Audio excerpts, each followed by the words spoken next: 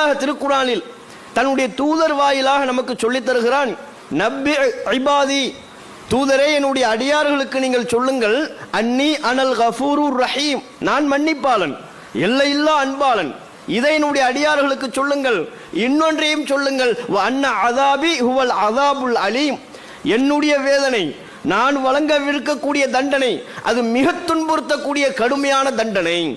அல்லாஹ் ரப்பல் ஆலமீன் இன்னொரு வசனத்திலே குறிப்பிடுகிறான், அந்த நாளில் நரகம் இழுத்து கொண்டு வரப்படுகிற நாளில், மறுமை நாளில், அப்போது மனிதன் படிப்பினை பெறுவானாம்.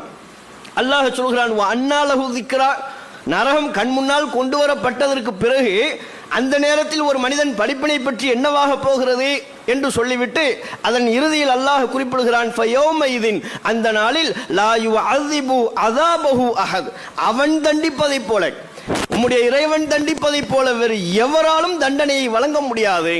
அப்ப அல்லாஹ் தன்னுடைய தண்டனையை பற்றி முஸ்லிம்களுக்கு அச்சம் ஊட்டுகிறான்.